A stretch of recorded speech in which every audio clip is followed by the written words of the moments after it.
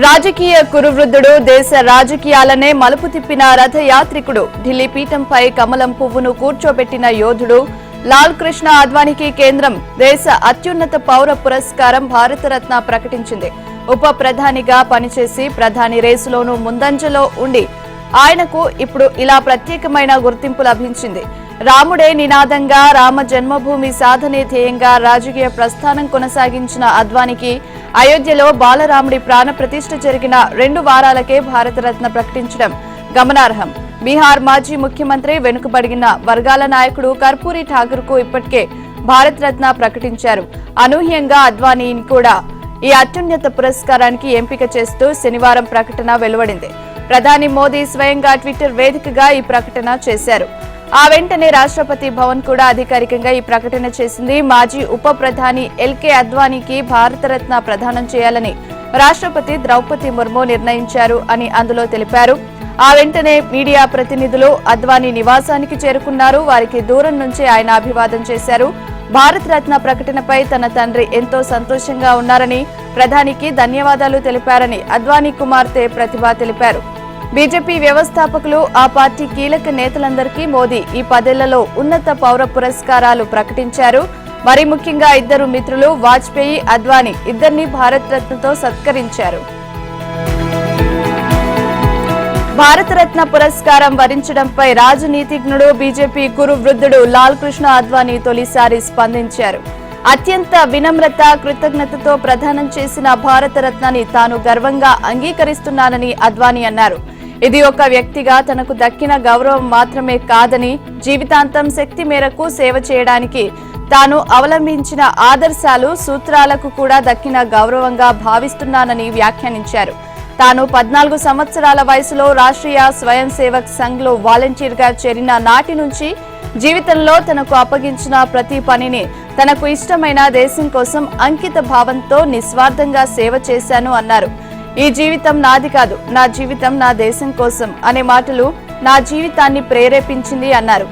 భారతరత్న దక్కిన సందర్భంగా తాను సన్నిహితంగా పనిచేసిన ఇద్దరు వ్యక్తులు పండిట్ దీన్ దయాళ్ ఉపాధ్యాయ, అటల్ బిహారీ వాజ్పేయికు కృతజ్ఞతలు స్మరించుకుంటున్నానన్నారు. ప్రజా జీవితంలో తన ప్రయాణంలో కలిసి పనిచేసిన లక్షలాది మంది నా పార్టీ కార్యకర్తలు, స్వయం సేవకులు, ఇతరులకు నా హృదయపూర్వక కృతజ్ఞతలు. నా కుటుంబ సభ్యులందరికీ, ముఖ్యంగా నా ప్రియమైన భార్య కమలకు ధన్యవాదాలు. వీరంతా జీవితంలో నాకు అండగా నిలిచారు అని తెలిపారు. ఇక రా కదలిరా పేరుతో రేపటి నుంచి అనకాపల్లి జిల్లా కే కోటపాడు మండలం గొండుపాలెంలో నిర్వహించనున్న బహిరంగ సభలో తెలుగుదేశం అధినేత నారా చంద్రబాబు నాయుడు పాల్గొననున్నారు. ఆయన సోమవారం ఉదయం 10 గంటలకు ఉండవల్లిలో తన నివాసం నుంచి హెలికాప్టర్లో బయలుదేరి 11:20 గొండుపాలెం చేరుకుంటారు. మధ్యాహ్నం 1 గంట వరకు సభలో పాల్గొంటారు. సభ ముగిసిన తర్వాత తిరిగి 1:40 హెలికాప్టర్లో బయలుదేరి ఏలూరు జిల్లా చింతలపూడి మండలంలో నిర్వహించనున్న సభలో పాల్గొనేందుకు వెళ్తారు. ఈ సందర్భంగా అనకాపల్లి జిల్లా కే కోటపాడులో ఇప్పటికే ఏర్పాట్లు చేశారు. అయితే రాత్రికి అమరావతిలోనే ఉండి అసెంబ్లీ సమావేశాల్లో అనుసరించాల్సిన వ్యూహంపై పార్టీ క్యాడర్ కు దిశానిర్దేశం చేశారు. ఓటమి భయంతోనే సీఎం జగన్ అవాకులు చవాకులు పేలుతున్నారని టీడీపీ రాష్ట్ర అధ్యక్షుడు అచ్చెన్నాయుడు ధ్వజమెత్తారు. చంద్రబాబు సభలకు వస్తున్న ప్రజాదరణతో వైకాపా ఫ్యాన్ రెక్కలు విరిగిపోతున్నాయని వ్యాఖ్యానించారు. ప్రజా వ్యతిరేక సునామీలో జగన్ రెడ్డి కొట్టుకుపోవడం ఖాయమన్నారు. ఓటు అనే ఆయుధంతో జగన్ కి ప్రజలు బుద్ధి చెప్పేందుకు సిద్ధంగా ఉన్నారన్నారు. దెందులూరు సభలో సీఎం చెప్పినవన్నీ పచ్చి అబద్దాలే అన్నారు. 5 ఏళ్ల పాలనలో రాష్ట్రాన్ని సర్వనాశనం చేసి మాపై నిందలు వేస్తున్నారా? పన్నులు, ధరలు, ఛార్జీల పెంపుతో ప్రతి కుటుంబంపై 8 లక్షల భారం మోపారని దుయ్యబట్టారు. ఈ సీఎం పేదల ద్రోహి, అబద్దాల పునాదుల మీద పాలన కొనసాగిస్తున్న జగన్ రెడ్డి గద్దె దిగడం ఖాయం. యుద్ధానికి ముందే ఓటమి అంగీకరించిన పిరికి పంద అన్నారు. 3 రాజధానుల పేరుతో ప్రజా రాజధాని ఆయన అమరావతిని లేకుండా చేశారని మండిపడ్డారు. ఏపీ జీవనాడి అయిన పోలవరం ప్రాజెక్టు నిర్మాణాన్ని ప్రశ్నార్థకంగా మార్చారు. వచ్చే ఎన్నికల్లో వైకాపాకు ఓటమి తప్పదు అని హెచ్చరించారు. విశాఖలో తహసీల్దార్ దారుణ హత్యకు గురయ్యారు. బదిలీపై వెళ్లి విధుల్లో చేరిన కొన్ని గంటల్లోనే తహసీల్దార్ సనపల రమణయ్యను కడతీర్చారు. బెదిరింపులు, అపహరణలతో ఇప్పటికే వణికిపోతున్న విశాఖ వాసులను ఈ హత్యాకాండ నివ్వెరపరిచింది. రాజధానిగా ప్రభుత్వ పెద్దలు ప్రచారం చేసుకుంటున్న విశాఖలో ఓ ప్రభుత్వ ఉద్యోగిని ఆయన ఇంటి వద్దే హతమార్చిన తీరు సర్వత్రా భయభ్రాంతులకు గురిచేసింది. తమ భద్రత విషయంలో జనం, వ్యాపారులు భయపడే పరిస్థితిని కల్పించింది. 5 ఏళ్ల క్రితం వరకు విశాఖ ప్రశాంత నగరం. అలాంటిది ఇటీవల కాలంలో భూ కబ్జాలు పెరిగిపోవడం, హత్యలకు దారితీస్తుండటంపై ఆందోళన వ్యక్తమవుతోంది. ఈ నేపథ్యంలో జరిగిన తహసీల్దార్ హత్య ఆర్థిక రాజధానిని కలవరపాటుకు గురి చేసింది. కన్వేయన్స్ డీడ్ 20 సంవత్సరాల పాటు చేతులు మారకుండా ఉన్న ప్రభుత్వ పట్టా భూములపై హక్కు కల్పించే పత్రం జారీ వ్యవహారమే రమణయ్యను బలిగొందని విశాఖ పోలీసులు ప్రాథమికంగా నిర్ధారించారు. రమణయ్య శుక్రవారం కొత్త చోట బాధ్యతలు తీసుకుని తిరిగి విశాఖలోని తన నివాసానికి చేరుకున్నారు. అదే రోజు రాత్రి 10 గంటల సమయంలో ఆయనపై దాడి జరిగింది. ఆసుపత్రిలో చికిత్స పొందుతూ శనివారం తెల్లవారుజామున మృతి చెందారు. తహసీల్దార్ హత్యతో రెవెన్యూ యంత్రాంగం ఉలిక్కి పడింది. రెవెన్యూ అసోసియేషన్ ప్రతినిధులు కలెక్టరేట్ పార్టీకో వద్ద నిరసన తెలిపారు. భూ మాఫియా నుంచి రెవెన్యూ ఉద్యోగులకు రక్షణ కల్పించాలని, రమణయ్య హత్య కారకులను కఠినంగా శిక్షించాలని నినాదాలు చేశారు. అంతకుముందు జాయింట్ కలెక్టర్ మయూర అశోక్ కు వినతి పత్రం అందజేశారు. రమణయ్య కుటుంబానికి రక్షణ కల్పించాలని, 2 కోట్లు పరిహారం చెల్లించడంతో పాటు ప్రత్యేక కేసుగా పరిగణించి ఆయన సతీమణికి గ్రూప్ 2 ఉద్యోగం ఇవ్వాలని కోరారు. అంతేకాకుండా నగరంలోని తహసీల్దార్ కార్యాలయాలకు పోలీస్ భద్రత కల్పించాలని, ఉద్యోగులకు క్వార్టర్లు నిర్మించాలని కోరారు. భూదందాలు అదుపు చేయడానికి ఐఏఎస్ అధికారి నేతృత్వంలో టాస్క్ ఫోర్స్ ఏర్పాటు చేయాలని, ప్రభుత్వ భూముల్లో ఆక్రమణల తొలగింపు, భూ వివాదాలపై కోర్టుల్లో కేసులు వాదించడానికి బడ్జెట్ కేటాయించాలన్నారు.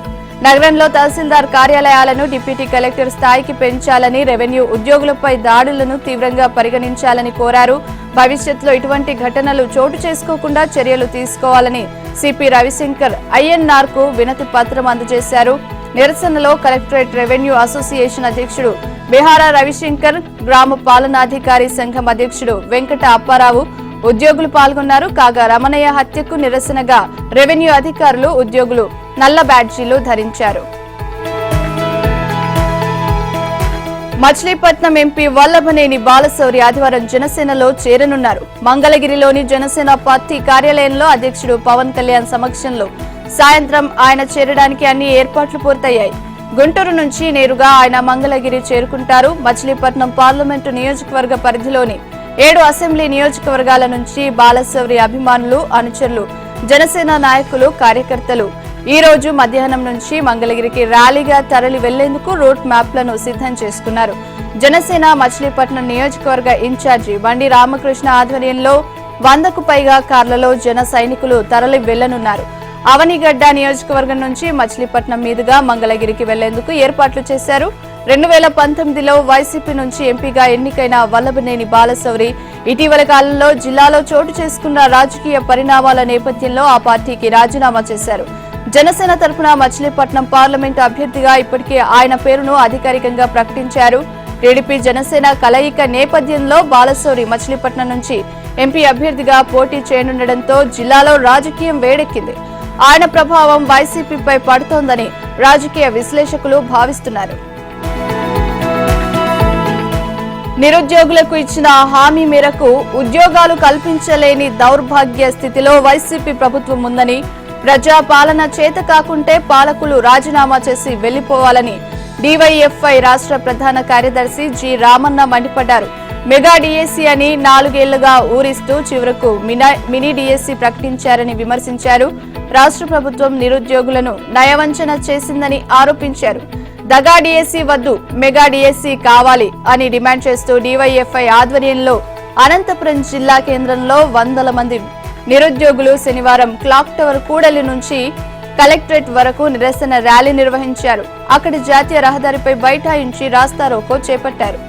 అనంతరం కలెక్టరేట్ గేట్లు తోసుకుని లోపలికి చొచ్చుకెళ్లారు. ఈ క్రమంలో పోలీసులు, డిఎస్సీ అభ్యర్థుల మధ్య తోపులాట జరిగింది.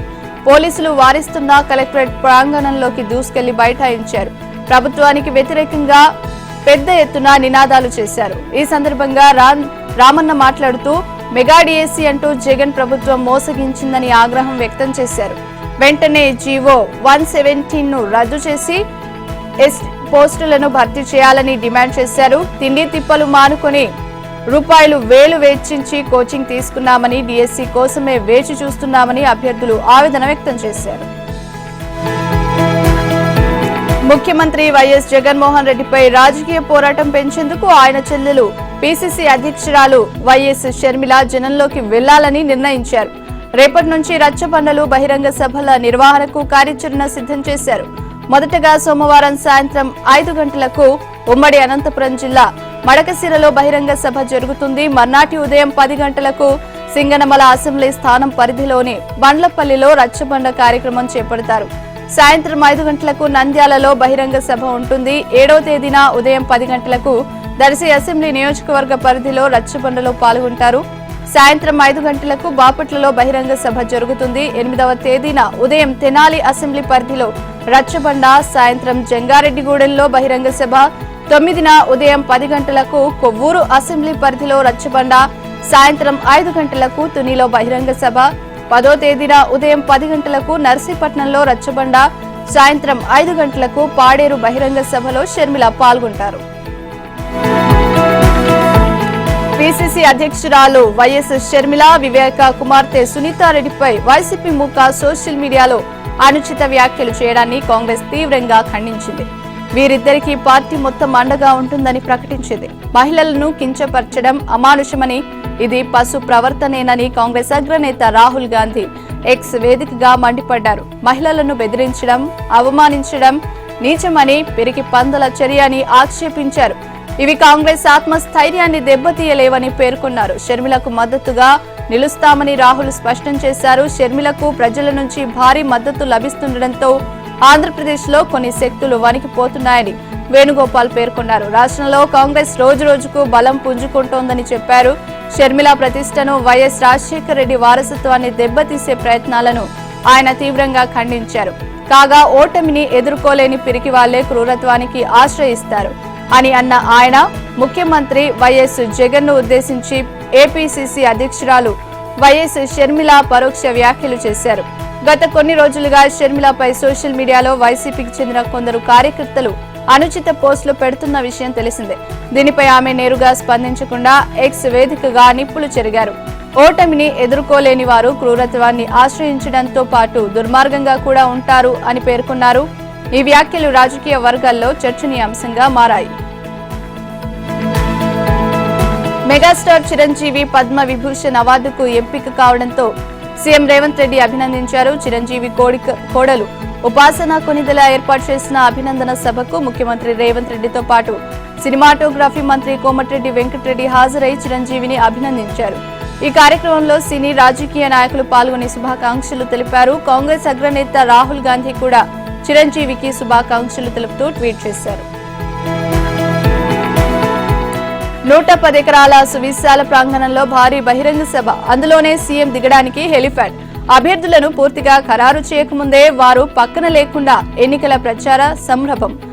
1600 ఆర్టీసీ బస్సుల్లో 50 నియోజకవర్గాల నుంచి క్యాడర్ తరలింపు. ఒక్కో జిల్లా నుంచి ప్రైవేట్ కాలేజీలు, పాఠశాలల బస్సులను వదలకుండా వాడిన వైనం. 3 ఉమ్మడి జిల్లాల నుంచి లక్షల్లో జనాన్ని తరలించాలని వైసీపీ అధిష్టానం ఆదేశం. ఒక్కో బస్సుకు 10,000 నగదు పంపిణీతో శ్రేణుల సమీకరణకు సన్నద్ధం. కట్ చేస్తే ఒక్కో నియోజకవర్గం నుంచి కనీసం 2,000 మంది కార్యకర్తలు కూడా రాని సిద్ధం సభ చూసి ప్రభుత్వ పెద్దలు ఉస్సురుమంటున్నారు. వచ్చిన వారు కూడా సీఎం రాకముందే తిరుగుముఖం పట్టారు. అయినా ప్రసంగం మొదలు పెట్టగానే పుంజాలు తెంచుకున్నట్లుగా పరుగులు పెట్టారు. నిన్న మిట్ట మధ్యాహ్నం మండుటెండకు వచ్చిన జనం నీరసించిపోయారు. మధ్యాహ్నం 3:30 జగన్ సభకు వచ్చి ప్రసంగిస్తారని మొదట ప్రకటించారు. దీంతో దూర ప్రాంతాల నుంచి వెళ్లిన వారితో పాటు ఏలూరు, దెందులూరు పరిసర ప్రాంతాల నుంచి వెళ్లిన క్యాడ్ సభ వద్ద పడిగాపులు కాశారు. రాష్ట్ర అభివృద్ధికి సహకరిస్తామని ప్రముఖ ఆర్థికవేత్త, ప్రణాళిక సంఘం మాజీ ఉపాధ్యక్షుడు మాంటెంగ్ సింగ్ అహ్లూవాలియా తెలిపారు. రాష్ట్ర బడ్జెట్ నేపథ్యంలో ముఖ్యమంత్రి రేవంత్ రెడ్డి, ఉప ముఖ్యమంత్రి మల్లు భట్టి విక్రమార్కలతో ఆయన శనివారం సచివాలయంలో సమావేశమయ్యారు. ఆర్థిక, ప్రణాళిక, విద్యుత్ రంగాలపై వారు విస్తృతంగా చర్చించారు. రాష్ట్ర ప్రభుత్వం ప్రతిష్టాత్మకంగా భావిస్తున్న 6 గ్యారంటీలకు అవసరమయ్యే నిధులను సమీకరించడంపై ప్రత్యేకంగా దృష్టి సారించారు.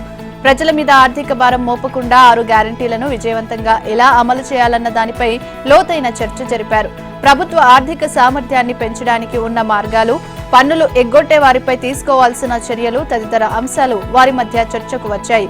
ఇతర రాష్ట్రాలతో పోలిస్తే తెలంగాణలో ఏ రంగాల్లో ఎక్కడెక్కడ ఆదాయం తగ్గుతోంది, కారణాలు, పరిష్కారాలపై ప్రభుత్వంతో తన బృందం కలిసి పనిచేయడానికి సిద్ధమని అహ్లూవాలియా సీఎంకు తెలిపారు. విద్యుత్ రంగంలోనూ సేవలు అందిస్తామని పేర్కొన్నారు. ఈ సందర్భంగా ప్లానింగ్ బోర్డు సామర్థ్యాన్ని పెంపొందించేందుకు అవసరమైన సూచనలు ఆయన చేశారు. వాతావరణ మార్పుల నేపథ్యంలో సౌరశక్తి తదితర ప్రత్యామ్నాయ ఇంధన వనరులపైన చర్చించారు. సౌర విద్యుత్ ఉత్పత్తి సామర్థ్యం పెంచుకునేందుకు తెలంగాణలో ఏ ప్రాంతాల్లో అవకాశాలున్నాయన్న దానిపై ఈ చర్చలో ఓ ప్రాథమిక అవగాహనకు వచ్చినట్లు సమాచారం. వాహనాల నంబర్ ప్లేట్లకు సంబంధించి తెలంగాణ స్టేట్ టీఎస్ గా ఉన్న పేరును తెలంగాణ టీజీగా మార్చాలని ప్రభుత్వం నిర్ణయించింది. నేడు మధ్యాహ్నం సీఎం రేవంత్ రెడ్డి అధ్యక్షతన జరిగే మంత్రివర్గ సమావేశంలో ఈ మేరకు తీర్మానం చేసి కేంద్రానికి పంపించడానికి అవసరమైన చర్యలు తీసుకునే అవకాశాలు ఉన్నాయి. అయితే ఈ ప్రక్రియ అంతా కూడా పార్లమెంటు ఎన్నికలకు ముందే జరిగే అవకాశాలున్నాయని అధికారులు అంటున్నారు. శాసనసభ ఎన్నికల ప్రచారంలో అంతకు ముందు నుంచి పలు సభల్లోనూ తెలంగాణ స్టేట్ టీఎస్ ను తెలంగాణ టీజీగా మార్చుతానని రేవంత్ ప్రకటించిన విషయం తెలిసిందే. దానికి అనుగుణంగానే ఈ నిర్ణయం తీసుకోనున్నారు. తాజా నిర్ణయం అమలు జరిగితే రాష్ట్రంలో ఇక ముందు జరిగే వాహనాల రిజిస్ట్రేషన్ కూడా టీజీ పేరుతోనే జరుగుతోంది. పలు ప్రభుత్వ కార్యాలయాల పేర్ల నుంచి ఎస్ అనే అక్షరాన్ని తొలగించే ప్రక్రియలు అమలు కానున్నాయి. నేడు జరిగే మంత్రివర్గ సమావేశంలో రాష్ట్రంలోని జైళ్లలో మగ్గుతున్న సత్ప్రవర్తన గల ఖైదీల విడుదల అంశం కూడా చర్చకు రానుంది. కేబినెట్ భేటీలో నీటిపారుదల శాఖ శ్వేతపత్రంపై కూడా మంత్రులు చర్చించనున్నారు. జురాల నుంచి పర్తీపూర్ నుంచి సంగంబండ దాకా నీటిని తరలిస్తుండగా 20 టీఎంసీల నీటిని కొడంగల్, నారాయణపేట నియోజకవర్గాల్లోని 1,00,000 ఎకరాలకు అందించడానికి వీలుగా నారాయణపేట, కొడంగల్ ఎత్తిపోతల పథకంపై మంత్రివర్గంలో చర్చించి ఆమోద ముద్ర వేసే అవకాశాలున్నాయని సమాచారం. కృష్ణా నదిపై ఆంధ్ర, తెలంగాణ నిర్మించిన ప్రాజెక్టులను ప్రధానంగా నాగార్జున సాగర్ ను కృష్ణా నది యాజమాన్య సంస్థ కేఆర్ఎంబీకి కట్టబెట్టే దిశగా కేంద్రం వేగంగా అడుగులు వేస్తోంది.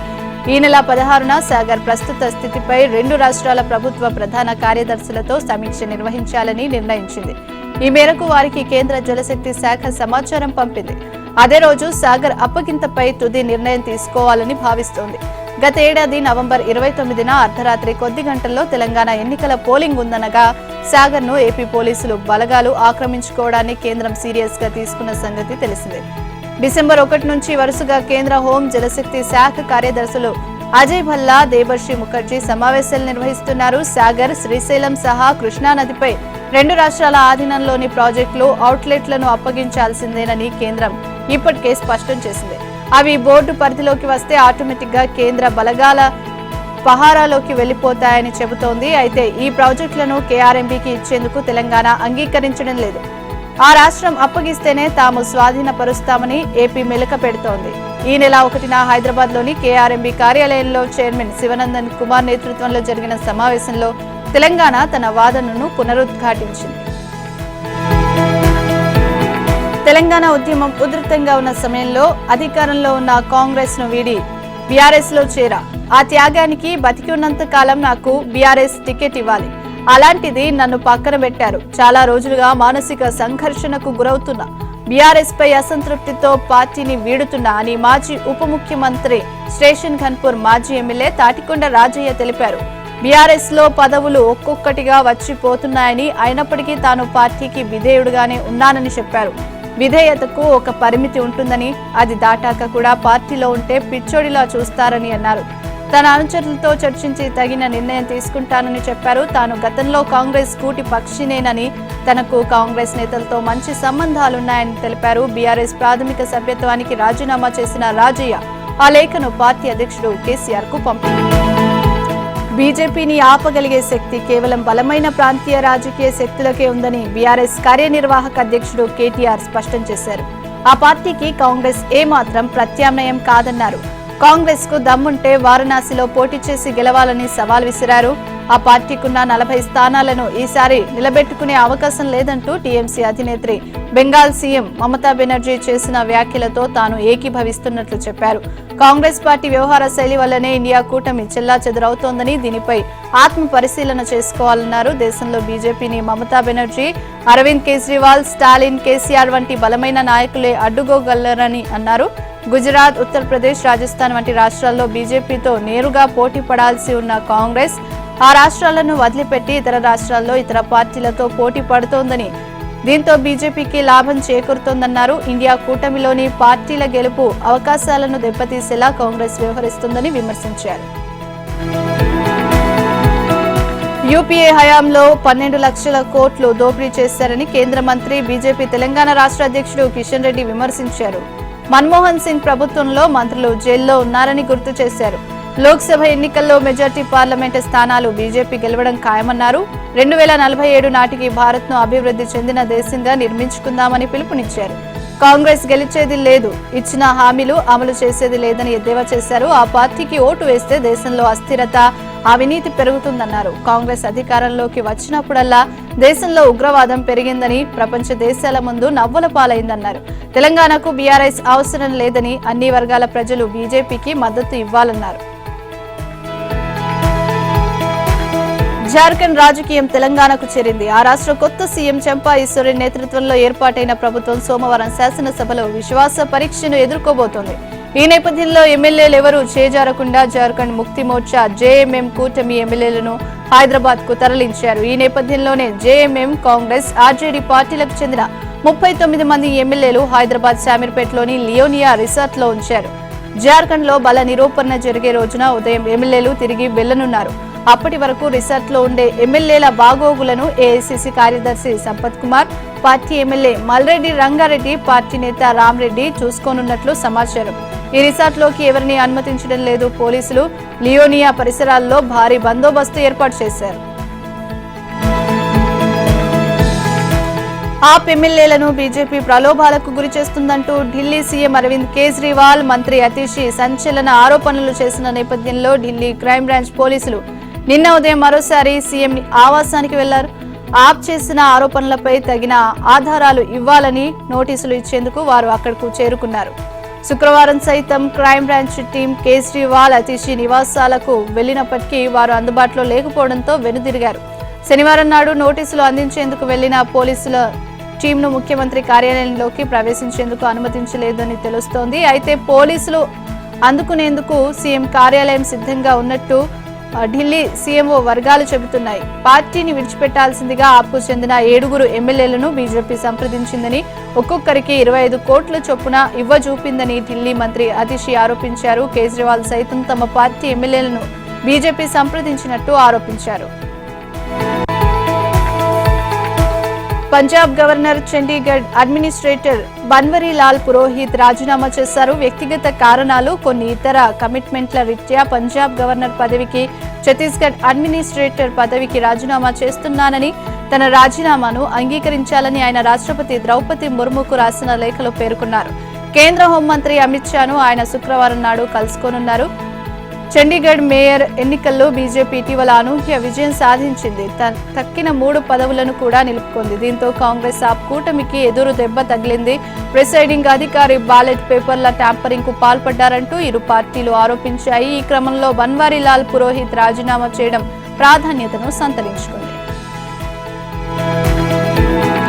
జైల్లో ఉన్న పాకిస్తాన్ మాజీ ప్రధాని ఇమ్రాన్ ఖాన్ ను కష్టాలు వీడట్లేదు. ఇప్పటికే పలు కేసుల్లో జైలు శిక్షలు ఎదుర్కొంటున్న ఆయన తాజాగా మరో ఎదురు దెబ్బ తగిలింది. నిబంధనలకు విరుద్ధంగా పెళ్లి చేసుకున్నారన్న ఆరోపణలకు సంబంధించిన కేసులో ఇమ్రాన్, ఆయన భార్య బుష్రా బీబీకి పాక్ కోర్టు 7 ఏళ్ల జైలు శిక్ష విధించింది. బుష్రా బీబీ మొదటి భర్త ఖవార్ ఫరీద్ పెట్టిన కేసుపై ట్రయల్ కోర్టు తాజాగా విచారణ జరిపింది. ఇస్లామిక్ నిబంధనల ప్రకారం భర్త చనిపోయినా లేదా విడాకులు తీసుకున్న తర్వాత మరో పెళ్లి చేసుకోవాలంటే కొంతకాలం విరామం తీసుకోవాలి. ఈ నిబంధనలను తన మాజీ భార్య బుష్రా ఉల్లంఘించిందని ఫరీద్ ఆమెపై కేసు పెట్టారు. అంతేకాక పెళ్లికి ముందు నుంచే బుష్రా, ఇమ్రాన్ల మధ్య బంధం కొనసాగిందని ఆరోపించారు. ఈ కేసుపై విచారణ జరిపిన న్యాయస్థానం ఇమ్రాన్ దంపతులకు 7 ఏళ్లు శిక్ష విధిస్తున్నట్లు తీర్పు వెలువరించింది. బుష్రా బీబీ 2017 నవంబర్లో ఫరీద్ నుంచి విడాకులు తీసుకున్నారు. ఆ తర్వాత 2018 జనవరిలో ఇమ్రాన్ను వివాహం చేసుకున్నారు. ఇరాక్, సిరియాలోని ఇరాన్ మద్దతు గల మిలిటెంట్లు ఇరాన్ రివల్యూషనరీ గార్డుల స్థావరాలపై అమెరికా దాడులు చేయడాన్ని పాలస్తీనా ఉగ్రవాద సంస్థ హమాస్ తీవ్రంగా తప్పుపట్టింది. ఆ దేశ అధ్యక్షుడు బైడెన్ చర్య అగ్నికి ఆజ్యం పోసినట్లుగా ఉందని వ్యాఖ్యానించింది. ఆయా దేశాల్లో చోటు చేసుకుంటున్న హింసాత్మక ఘటనలకు అమెరికా పూర్తి బాధ్యత వహించాలని డిమాండ్ చేసింది. ఇజ్రాయెల్కు సాయం చేస్తూ పాలస్తీనాలోని సామాన్యులను బలి తీసుకుంటోందని విమర్శించింది. ఇలాంటి చర్యలతో ఉద్రిక్తతలు మరింత ఎక్కువవుతాయని తప్ప తగ్గబోవని హెచ్చరించింది. ఇజ్రాయెల్ దురాక్రమణ గాజా స్ట్రిప్లోని ప్రజలపై మారణ హోమానికి ముగింపు పలికినప్పుడే ఆయా ప్రాంతాల్లో శాంతి నెలకొంటుందని స్పష్టం చేసింది.